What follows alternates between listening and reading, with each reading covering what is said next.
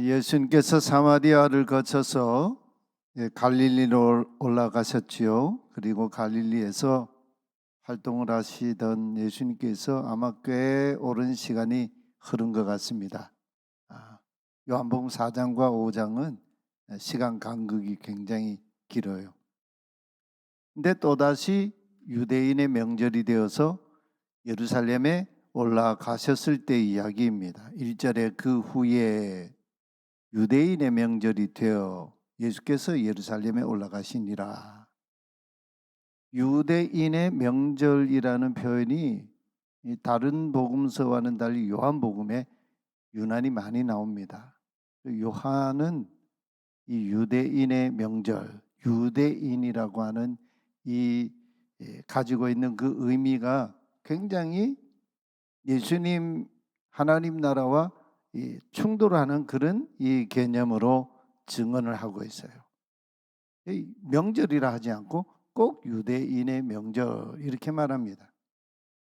무슨 명절인지는 딱 명시를 하지 않았는데 그 문맥을 보면 당시 사람들은 이게 무슨 명절인지 다 알 수 있는 그런 명절이죠. 요한복음 5장 후반절에 그게 나오는데 모세를 통해 주신 토라 율법 수여와 관련된 사건이 바로 요한복음 5장의 이야기입니다. 그러니까 모세를 통해 율법을 주신 때가 오순절이지요. 출애굽한 이스라엘 백성들이 50일 되던 그날에 시내 광야에 도착을 했습니다. 그리고 시내 광야에 도착한 그때에 하나님께서 모세를 부르시고 그에게 토라를 주시죠.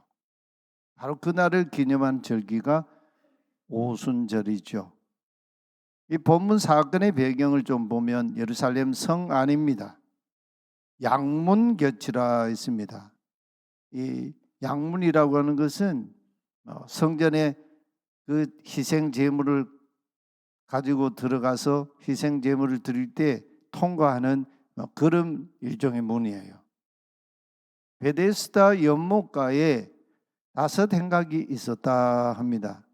이 베데스다 연못은 사실은 이 연못이라기보다는 예루살렘 성전과 또 예루살렘 성 안의 사람들, 예레미야서의 그 이야기를 보면 예수님 당시에 그 예루살렘 인구가 한 약 3만 명 정도 된다. 그런 얘기를 하죠.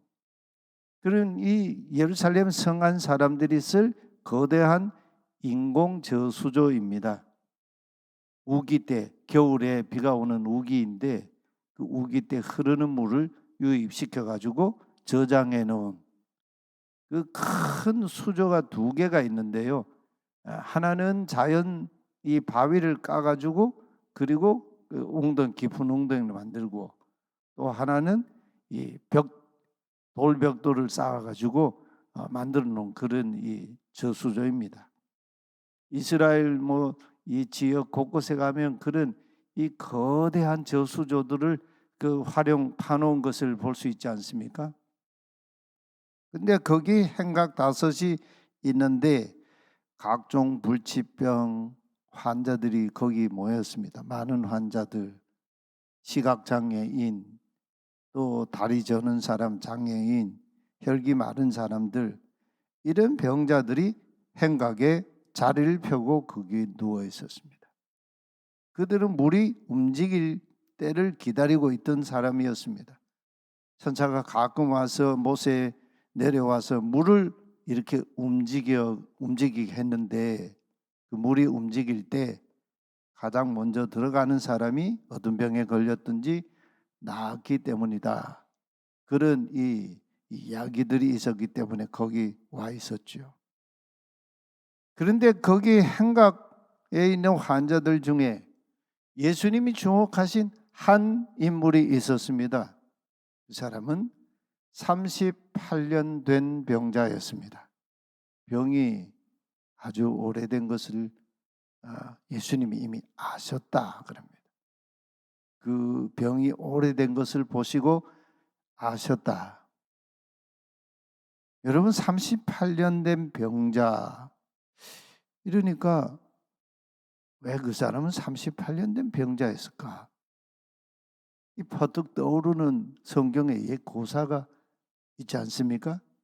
출애굽한 이스라엘 백성들이 가데스 바네아 광야에 왔을 때에 그 지점에서 옛 족장 아브라함이 살았던 브엘셰바까지 직선거리로 약 한 70km 정도밖에 되질 않아요.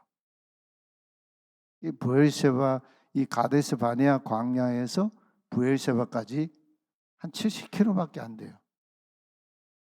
고속도로 달리면 1시간도 안 걸리는 거리예요. 고속도로. 그런 거리 그 지점에 왔을 때 이스라엘 백성들이 정탐꾼을 보내자고 모세를 쫄라대죠. 그래서 하나님께서 할 수 없이 정탐꾼 보내는 걸 허락하시죠. 신명기에 보면 하나님이 그들이 하도 요구를 하니까 그냥 허락하신 거예요. 이미 하나님 다 약속하시고 그들 인도하고 계시는데 자기들이 가서 눈으로 정탐하겠다는 거죠. 민수기 13장에 나오죠. 이 정탐꾼들이 돌아와서 보고하는데 사달이 납니다. 가나안 땅, 젖과 꿀이 흐르는 땅인데 우리가 들어가서 살 수 있는 땅은 아닙니다. 그들은 아주 성읍이 아주 강대하고, 그리고 그 사람들은 우리보다 체구가 크고 우리는 그 사람들 비하 메뚜기 같습니다. 여호수아와 갈렙 외에는 모두 부정적인 정탐 보고를 했습니다. 결국 이스라엘 백성들이 그 정탐꾼들의 보고를 듣고 통곡하고 울었죠. 모세와 아론을 원망했습니다. 우리를 죽이려고 여기까지 데리고 왔냐고. 야, 참 어떻게 이렇게 말할 수 있습니까? 430년 동안 노예살이 하다가 압제와 신고 고통을 통해서 막 하나님께 부르짖던 때는 바로 불과 지금 한 1년 어간 아닙니까? 1년도 제대로. 그런 어간에 그건 다 잊어버리고 이렇게 불평합니다. 우리 인간들이 참 조변석결하고 그러더니 정말 간사해요. 그날의 정탐꾼들의 이 부정적인 보고와 이스라엘 백성들의 통고, 원망, 불평, 화내고 애굽으로 차라리 돌아가자. 애굽으로 돌아가자. 이 사건이 일어나면서 38년 동안 가데스 바네아 진 광야에서 유리방황하면서 거역하던 자들이 그 광야에서요 38년의 시간에 걸쳐서 다 죽었습니다. 그리고 거기서 태어난 2세들, 애굽에서 나올 때 20세가 되지 않았던 젊은 사람들, 이 사람들만 가나안에 들어가지 않습니까? 여호수아와 갈렙과 함께. 바로 이 사건이 38년이에요. 이 38년 된 병자, 이거는 그냥 38년 병 앓았다, 그 이상의 얘기를 지금 하고 있는 거죠. 놀랍게도 그 사람의 개인의 어떤 실존적인 병이기도 하지만 나아가 예루살렘 성전 중심의 유대 종교의 신앙, 그들이 쌓아온 전통, 그들의 이 가지고 있는 하나님 말씀에 대한 그릇된 잘못된 오해들, 이런 것들이 38년 된 병자와 유사하다. 그게 오버랩되고 있는 거죠. 유대 종교는 우리가 늘 보시듯이 사두개파도 있고 바리새파도 있고 또 에세네파도 있고 열심당도 있고 헤롯당도 있고, 이게 유대 종교를 형성하고 있는 그런 이 종파, 그런 이 신앙의 흐름들인데 이게 심각하게 병이 들어 있었다는 거예요. 병이 오래됐다는 걸 보여주고 있는 거죠. 지금 이미 예수님 어디 와 계십니까?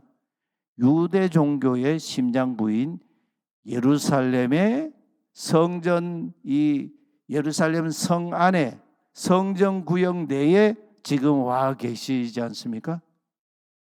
거기에 38년 된 병자를, 다른 병자들도 예수님 고쳐주시죠. 콕 집어가지고 이 사건을 지금 얘기하는 거는, 유대 종교가, 주다이즘이 그만큼 병들어서 지금 자리에 누워있는 그런 상황이라는 걸 보여주고 있는 거죠.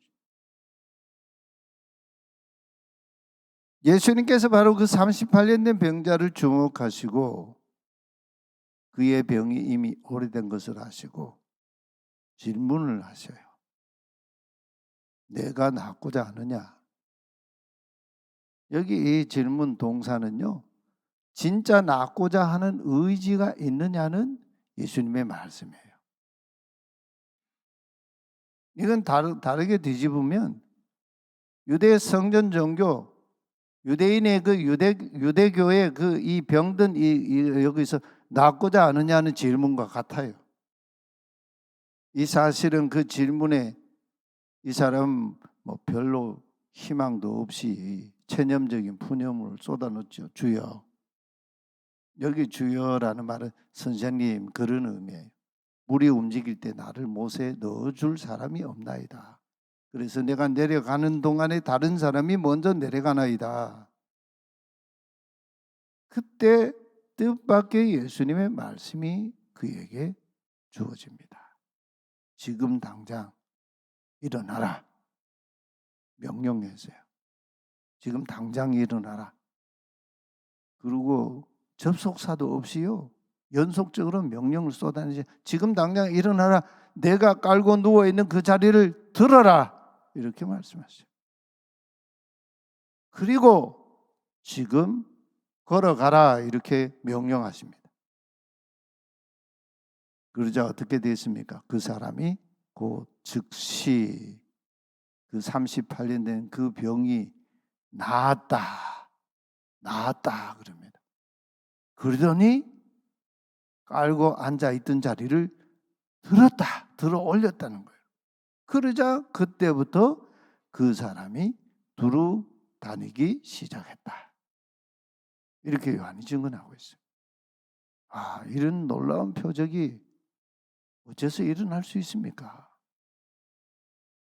요한은 이미 요한복음 1장 1절부터 태초에 말씀이 계셨다 하지요. 이렇게 태초에 말씀이 계셨다. 그 말씀은 하나님과 함께 계셨다. 그리고 그 말씀은 하나님이시니라. 그 말씀이 사람의 몸이 되어 우리 가운데 거처를 두셨다.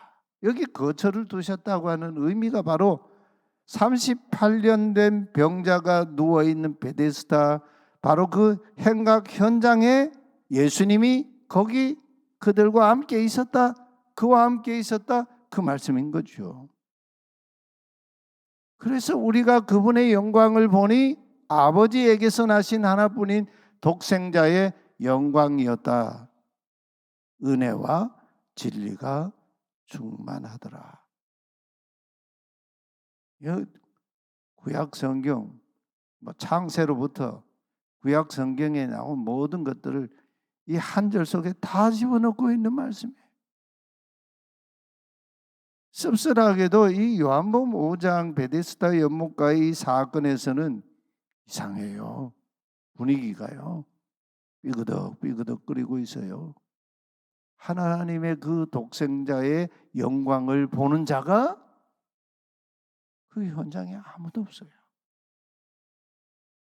은혜와 진리가 충만하신 예수를 알아보고 그 예수를 온전하게 고백하는 사람이 없어요. 도대체 이게 왜 이럽니까? 38년 된 병자를 말씀 명령으로 고치시고 회복시켜 주시는데 정작 나음을 입은 그 사람조차도 여전히 머뭇거리고 있어요. 눈치를 보고 있어요. 우리는 오늘 예수님이 직접 찾아가셔서 만나주신 이 사람과 예수님 사이에 병이 깊고 깊어서 소생할 가능성이 없어 보이는 또 다른 병든 실체가 가로막고 있다는 걸 보게 되지요. 이 사람과 예수님 사이에 중간에 막힌 담이 있습니다. 그 담을 한번 보시죠. 그림을 한번 보여주세요. 저게 예루살렘 성전이거든요. 저 성전은 예수님을 예배하고 예수님을 영접하고 받아들인 게 아니고 예수님을 배척하고 예수님을 죽인 이 장본인들이에요. 예루살렘 성전. 앞서 말씀드렸지만 그것이 바로 유대 종교였죠. 유대 종교. 다른 말로 예루살렘 성전 종교, 성전의 당국자들, 대제사장들, 토라학자들, 장로들, 바리새인들, 소위 유대 종교 지도자들이죠. 이를 어쩌면 좋습니까? 예수님께서 바리새인들을 향해 외식하는 자라고 하면서 이런 말씀을 책망하셨지 않습니까? 너희는 천국 사람들을 천국에 들어가지 못하도록 하는 천국 문을 가로막는 자들이다. 그리고 어쩌다 한 생명을 얻으면 너희보다 배나 지옥 자식이 되게 하는도다. 천국 문을 가로막고 천국에 들어갈 수 없게 하고 결국은 지옥 자식으로 만드는 자들이다 하고. 이 병든 38인 된 병든 자와 똑같은 당시의 유대 종교.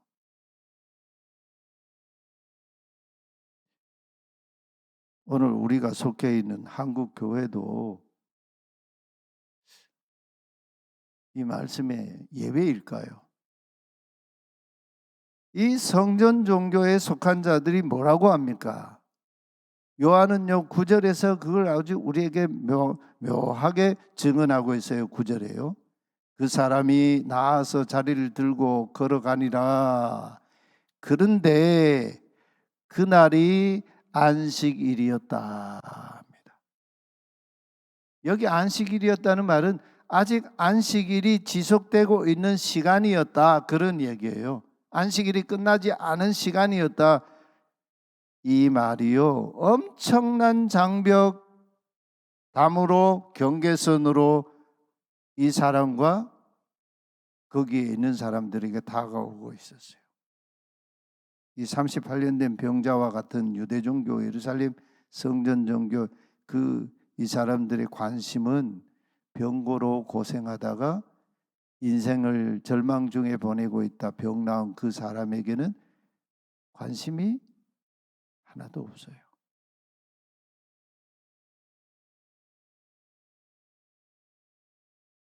오늘 우리의 이 주변도 뭐 그러지 않습니까?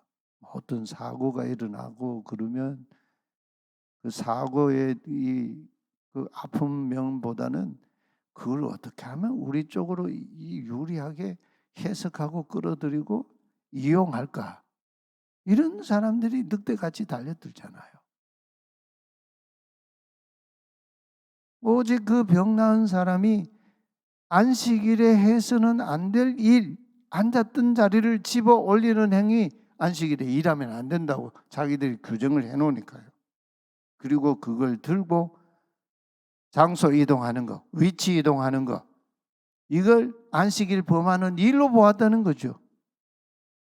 이것만 집중하고 있는 이 모습, 이게 병든 모습 아닙니까? 이게 안식일 법을 어겼다는 거죠. 그들이 말하는 안식일법이란 10계명 4계명의 안식일 토라를 주신 말씀 그걸 얘기하는 게 아니에요. 거기에 대해서 자기들이 덕지덕지 붙여놓은 해설, 주석, 자신들이 만들어 놓은 견해, 이게 안식일 금지 조항인 장로들의 전통이에요. 이게 할라카라고 하는데 이 할라카라고 하는 거는 그 걷다는 이 동사에서 나온 얘기거든요. 그러니까 안식일에는 이런 방식으로 일하고 걸어야 되고 이렇게 살아야 한다 하는 그런 이 조항들이에요. 39가지 금지법이 있는데 이 39가지만 금지했으면 얼마나 좋아요. 나름대로 그래도 의미가 있지 않겠어요? 그 39가지 조항 하나하나에 또 39가지의 이 해설 금지들이 덕지덕지 붙어 있어요. 그러니까 산술적으로 1521가지의 금지 규정이 안식일을 이 법을 꽉 둘러싸고 있는 거예요. 옴짝달싹 못하게 하는 거예요. 예수님께서 그래서 마태복음 11장에서 수고하고 무거운 짐진 자들아 다 내게로 오라. 여기 수고하고 무거운 짐은요, 인생을 살다가 힘들고 어려워 그런 얘기가 아니에요. 하나님 말씀을 잘못 오해하고 그걸 강요하고 그것으로 무거운 짐을 지어 짐지고 있는 자들 내게로 오라. 내가 너희를 지게 하리라. 내 멍에는 가볍고 내 짐은 쉬우니라. 하나님 말씀 본래의 진리를 깨달으면 오히려 자유하게 되는 거죠. 그래서 예수님이 안식일 논쟁 많이 하지 않습니까? 그래서 예수님이 일갈하셨죠. 사람이 안식일을 위해 있는 것이 아니요 안식일이 사람을 위해 있는 것이다. 그들이 만들어 놓은 이 안식일 금지 규정으로 이 병자가 나와서 일어나서 자리를 들고 걸어가는 것, 물건을 위치 이동하는 것, 이거 안식일 범했으니 불의하다 이렇게 판결한 거예요. 관심이 병 나은 사람에게는 하나도 없어요. 그리고 뭐라고 합니까? 안식일인데 내가 자리를 들고 걸어가는 것이 옳지 아니하니라. 야, 이 화석화된 이 유대 종교의 신앙 아닙니까? 그래서 예수님이 낡은 가죽 부대에 지금 발효가 되고 활동하는 에너지가 많은 이 새 포도주를 집어넣으면 이게 부대가 터져가지고 부대와 가죽 포도주가 다 그냥 둘 다 못 쓰게 된다고 하죠.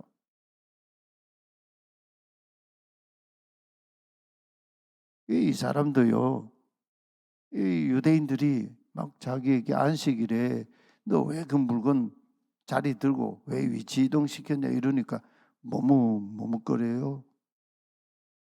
그러면서요 슬그머니 책임 전가를 합니다.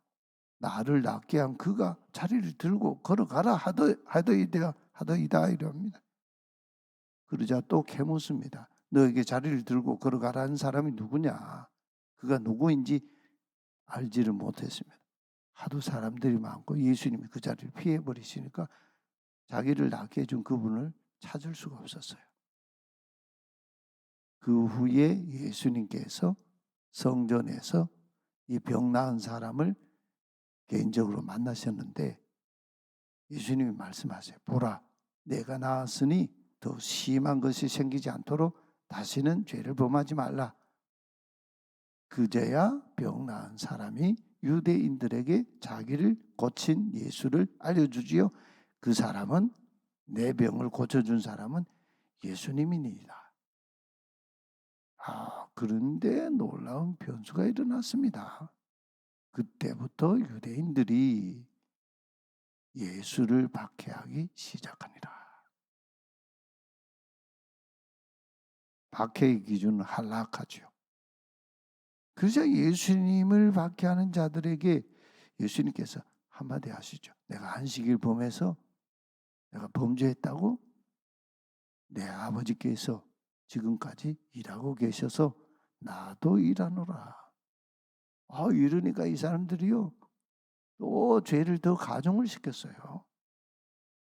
예수님이 하나님을 자기 아버지라고 동등으로 얘기하니까 이 신성 모독이다. 아버지께서 안식일에 일하시니 나도 일한다. 이렇게 말씀하시니까요. 우리는 오늘 이 말씀을 통해서 우리가 한 해 동안 예수님과 함께 예수님이 인도하시는 곳으로 두루 다니면서 복음의 증인으로 살아갈 때 어떤 일이 우리에게 또 복음을 듣는 그에게 우리 삶의 주변에 일어나게 되는가? 이걸 우리는 기억해야 됩니다.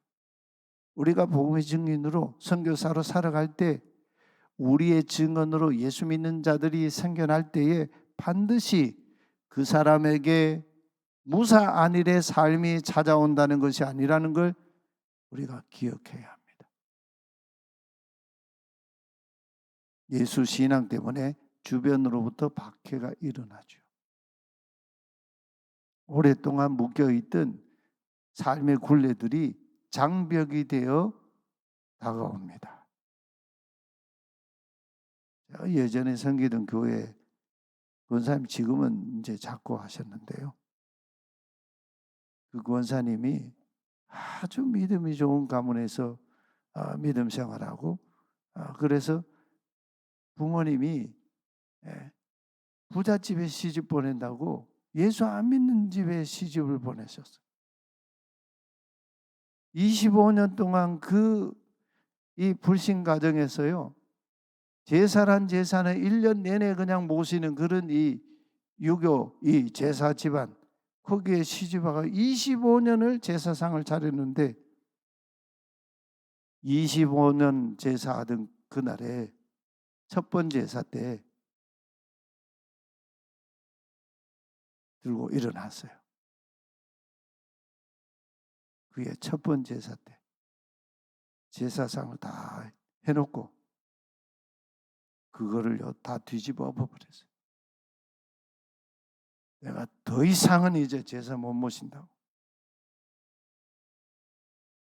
그러면서 그동안에 자기의 신앙의 이 울분, 그 아픔을 막 쏟아냈는데요. 집안이 완전히 발칵 뒤집어졌어요. 야, 우리 맏며느리 미쳤구나. 그러면서요, 집안이 그때부터 요동을 치기 시작. 제가 있을 때 남편이 예수 믿고 세례까지 이제 받고, 그 자녀들과 그 집안이요, 점점 복음이 이렇게 복음이 확산돼 가는데 25년에는 충돌이 있었다는 거예요. 예수 안에 그러나 생명이 있습니다.